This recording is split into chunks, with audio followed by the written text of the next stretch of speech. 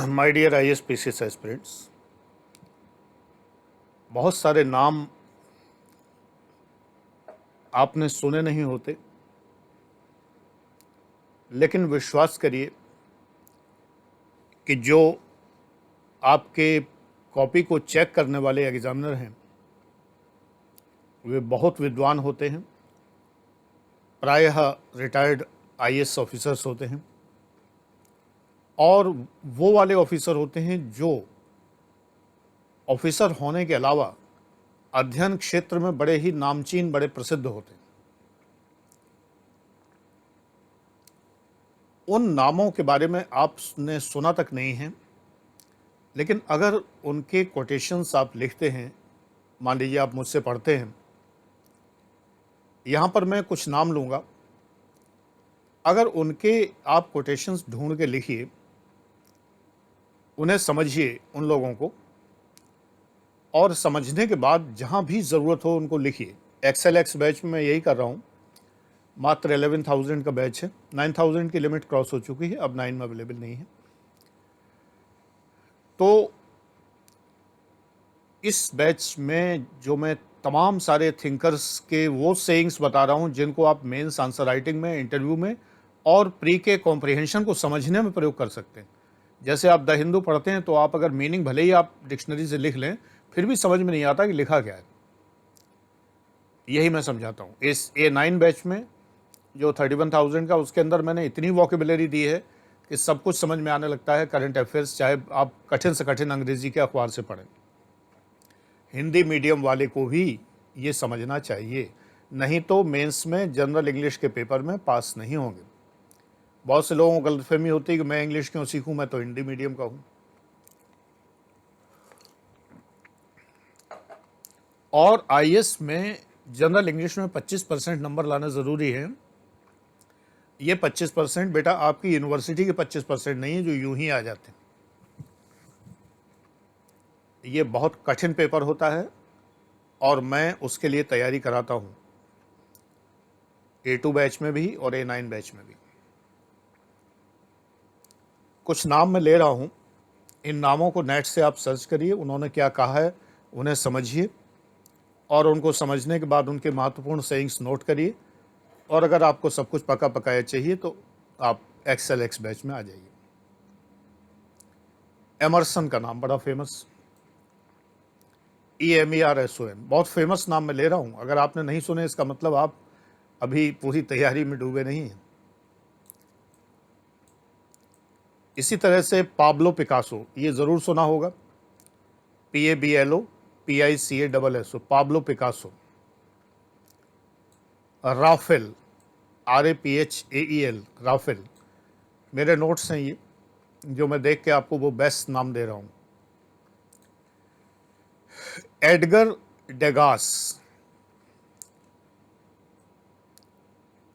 इसके बाद एक बहुत प्रसिद्ध व्यक्ति हुए हैं, स्पिनोज़ा।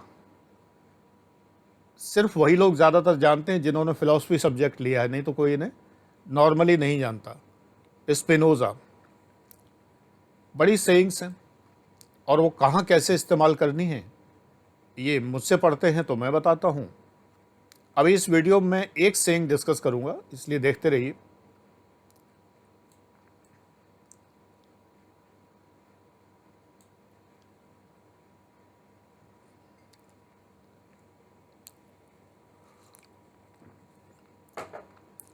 अरस्तु और प्लेटो और सोक्रेटिस वगैरह तो बहुत प्रसिद्ध हैं, हर तरह से लोगों ने सुन ही रखे होते हैं और सैकड़ों इनकी सेइंग्स हैं।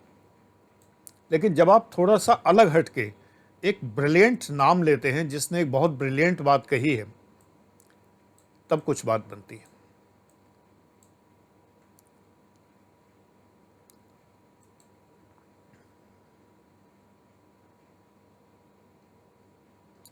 Edmund Burke, Edmund Burke. Franklin Roosevelt का नाम सुना ही होगा, उनकी भी कई कोटेशंस फेमस हैं। अब आपने लिख दिया महात्मा गांधी ने कहा, शेक्सपियर ने कहा, दुनिया लिखेगी, आप डिफरेंट कहाँ हैं? सिलेक्शन होता है आप कितने डिफरेंट हैं। जो कोई नहीं कहता वो आप कहते हैं, तब सिलेक्शन होता है।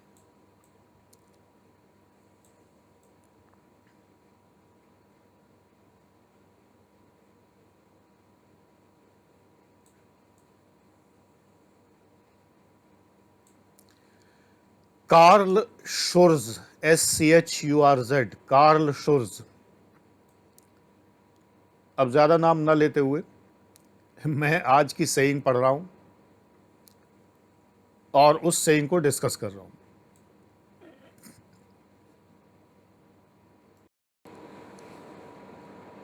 हमारे आपके सबके वेल नोन हमारे राष्ट्रपिता महात्मा गांधी ने कहा है,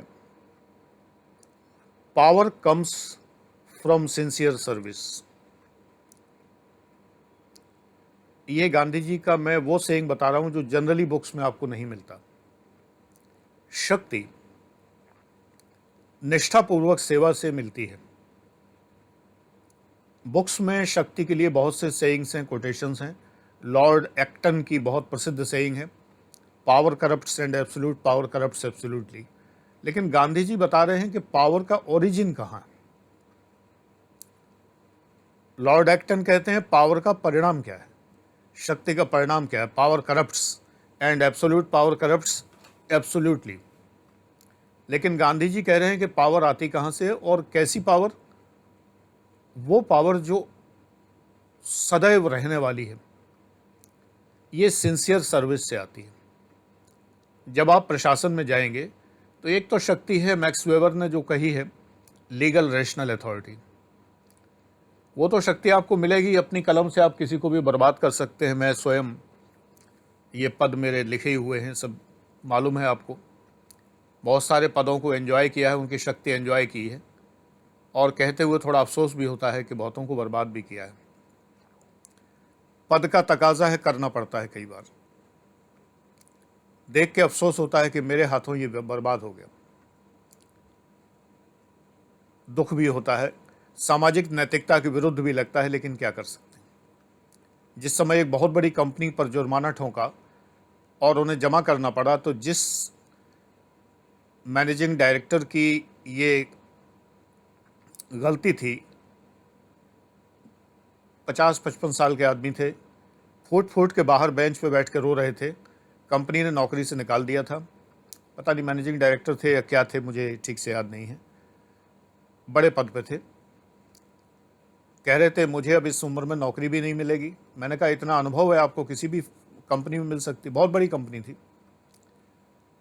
बोले सर, आरोप लगा के निकाला है, निंदा करके निकाला है।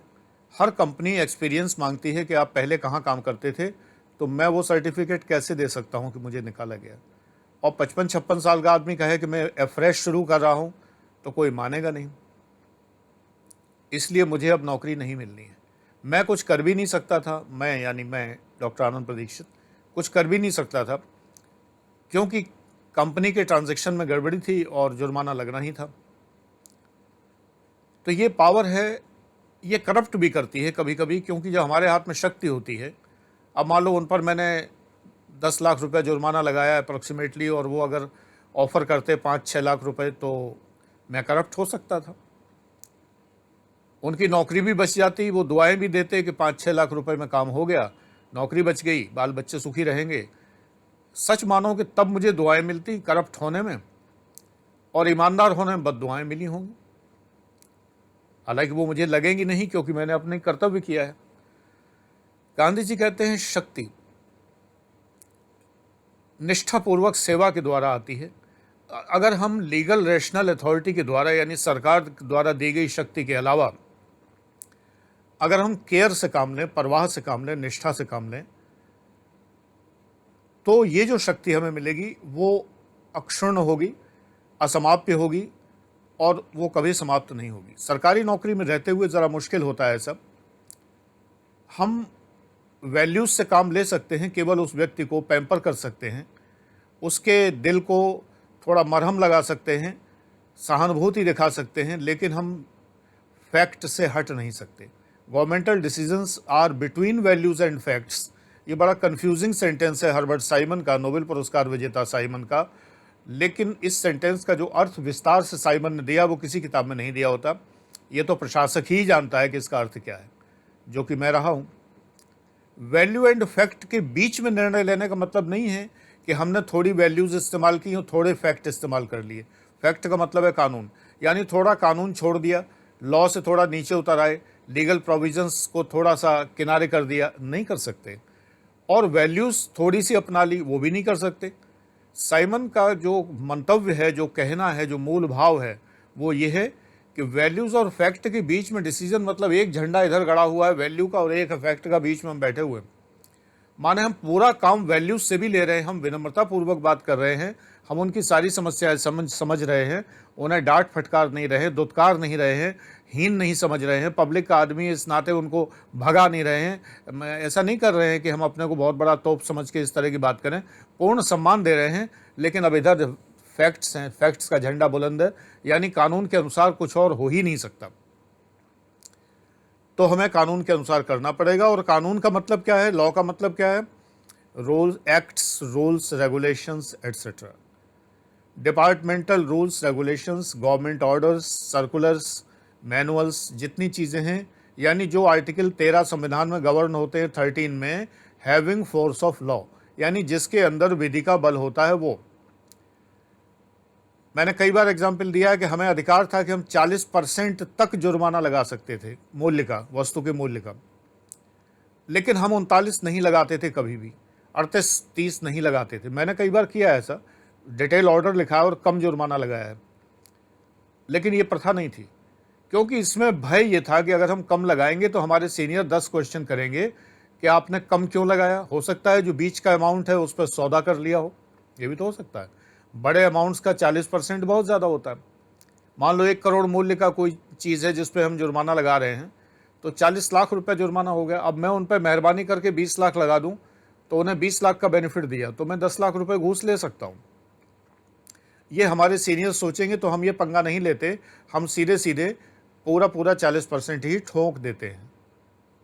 ये रिवाज रहा है, क्योंकि हम पचड़े में नहीं पड़ना चाहते, और इससे क्या होता है, अगले का नुकसान हो जाता है।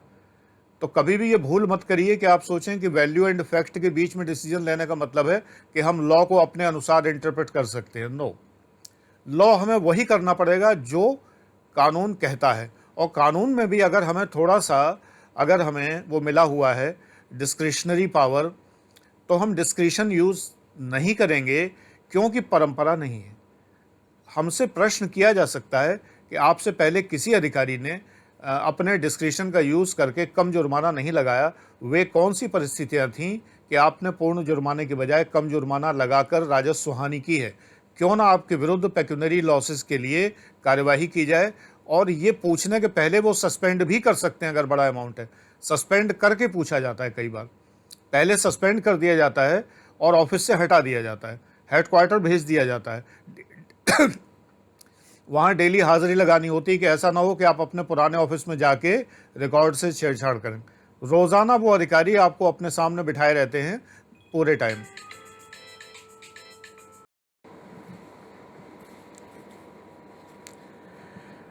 तो एक प्रशासनिक अधिकारी चाहकर भी केयर का एटीट्यूड नहीं अपना पाता, इसीलिए उसकी शक्ति, राज की बात बताऊं, बहुत राज की बात है। लोग समझते हैं कि प्रशासनिक अधिकारी में बहुत शक्ति होती है, वो पता नहीं क्या कर सकता। हाँ, कर भी सकता है, बहुत कुछ कर सकता है। क्यों कर सकता है, कभी सोचा? गांधी जी बात कर रहे हैं व्यक्तिगत शक्ति की, यहां पर मैं बात कर रहा हूं जब मैं अधिकारी बना, या जब बेटे आप अधिकारी बनेंगे तो आपकी व्यक्तिगत शक्ति कुछ नहीं है, रिटायर होने के बाद वो शक्ति चली जाती है। यानी आपकी शक्ति किसकी शक्ति है? इस कुर्सी की शक्ति है। कुर्सी का मतलब है पद की शक्ति है, पद का मतलब है स्टेट सॉवरेनिटी की शक्ति है। यानी जो ऑल इंडिया सर्विस है तो भारत सरकार की संप्रभुता की शक्ति का एक हिस्सा आपको मिलता है, और राज्य की सेवा है अगर, तो राज्य की संप्रभुता का एक हिस्सा आपको मिलता है। हाँ, ये बात अलग है, रिटायरमेंट के बाद कॉन्टैक्ट बहुत होते हैं, व्यक्ति बहुत सारी शक्ति का प्रयोग कर सकता है, ज़्यादा ही कर सकता है क्योंकि कॉन्टैक्ट बहुत बढ़ जाते हैं, दैट इज़ डिफरेंट थिंग। लेकिन व्यक्तिगत नहीं। व्यक्तिगत शक्ति पहलवान की होती है, जिसके हाथों में बल है, उठा के पछाड़ देता है, पटक देता है, उसमें होती है। व्यक्तिगत शक्ति हाथी की हो सकती है। एक अधिकारी बहुत शक्तिशाली होने के लिए सिक्स पैक बनाना ज़रूरी नहीं है, लंबा चौड़ा होना ज़रूरी नहीं है। मेरे एक अधिकारी थे कानपुर में, एडिशनल कमिश्नर एसआईबी थे, आईपीएस अधिकारी थे। कानपुर में एसआईबी के जो एडिशनल कमिश्नर होते हैं वो आईपीएस होते हैं। नोएडा में जो एडिशनल कमिश्नर होते हैं वो आईएएस होते हैं। गोरखपुर में भी शायद ऐसे ही है। तो वो आईपीएस थे और बहुत ही सामान्य कद-काठी के थे, बिल्कुल दुबले-पतले थे और जो जस्ट हाइट जितनी होती है 165 सेंटीमीटर उतनी ही रही होगी, मतलब बहुत लंबे-चौड़े नहीं थे। 6 फुट का मतलब 180 सेंटीमीटर। बिल्कुल सामान्य थे एकदम, हाइट की मिनिमम लिमिट जो मतलब जो सीमा होती है उसी सीमा पे थे। लेकिन क्या शक्ति में कोई कमी थी? नहीं। तो ये शक्ति, राज की बात ये है कि शक्ति आपकी नहीं होती, मेरी नहीं होती, ये शक्ति होती है सरकार की। वो हमें सरकार से मिलती। तो इसलिए हमें ना तो सरकार की आलोचना करनी चाहिए और अगर हम तैयारी कर रहे हैं तो हमें सरकार की आलोचना करके तैयारी नहीं करनी चाहिए। आप में से कई लोग हैं जो पार्टियों के भक्त हैं, कोई चौकीदार हैं, कोई जो है वो बने हुए हैं, किसी संघ के सदस्य हैं, कोई लेफ्ट राइट करने वाले हैं, कोई हैं, तो वो सोचते हैं शायद ये सरकार की भक्ति है। सरकार की भक्ति नहीं, सरकार का समर्थन करना। और सरकार का मतलब भाजपा नहीं है, समझिए ना। सरकार का मतलब भाजपा नहीं है, सरकार का मतलब आरएसएस नहीं है। सरकार का मतलब जो उस कुर्सी पर बैठा वो है। जब इंदिरा गांधी बैठी थी गद्दी पे तो इंदिरा गांधी, देवगौड़ा बैठे थे तो देवगौड़ा, राजीव गांधी बैठे थे तो राजीव गांधी, अटल बिहारी जी थे तो अटल बिहारी जी। जो भी बैठा वो आपका मालिक होगा। आपको मालिक का हुक्म बजा लाना है। को नृप होए हमें कहानी, चेरी छोड़ न होए हो रानी। चेरी माने नौकर, नौकर छोड़ के आप कुछ नहीं होंगे। हाँ, ये बात अलग है कि आप अच्छी सेवा करेंगे तो आप बाद में प्रधानमंत्री के सलाहकार हो सकते हैं, कुछ भी, लेकिन वो पद के सलाहकार होंगे। तो याद रखिए कि आप राजनीतिक दृष्टिकोण भूल के तैयारी करिए, राजनीतिक दृष्टिकोण मत अपनाइए। भले ही आपको ये लगता है, सबको ये लगता है कि सरकार यही आएगी, आती रहेगी शाश्वत काल तक और कोई दूसरी राजनीतिक पार्टी नहीं आनी है, कोई बात नहीं, आप उन्हीं की सेवा करिए। शासन में जो बैठे हैं उनकी बात आपको माननी पड़ेगी और उनसे डिफर नहीं करना होगा। उनके विरुद्ध झंडा लेके आप खड़े नहीं हो सकते। बस मुझसे इतना तो सीखिए कम से कम। एसेंशियल कंडीशन है ये सेलेक्ट होने की, एसेंशियल कंडीशन। आपकी आस्था भारत सरकार में चाहिए, आपकी आस्था व्यक्ति में नहीं चाहिए, पार्टी में नहीं चाहिए, संघ में नहीं चाहिए। आपकी आस्था भारत सरकार में चाहिए। यानी भारत सरकार ने आज अगर जो नीति बनाई है, अगर वो विफल होती दिखाई दे रही है, उसका कारण कौन है? ब्यूरोक्रेसी है, ब्यूरोक्रेसी का करप्शन है। आप इनकी आलोचना कर सकते हैं, लेकिन सरकार के पवित्र उद्देश्यों की आप बिल्कुल ही आलोचना नहीं कर सकते। तो आपको सेवा किसकी करनी है? कहने को आप पब्लिक सर्वेंट हैं, लेकिन असलियत में आप गवर्नमेंट सर्वेंट हैं जब सेलेक्ट हो जाएंगे। बस इस भाव से तैयारी करिए तो सेलेक्ट ज़रूर हो जाएंगे, लेकिन थोड़ी सीरियस हो जाइए। Thank you.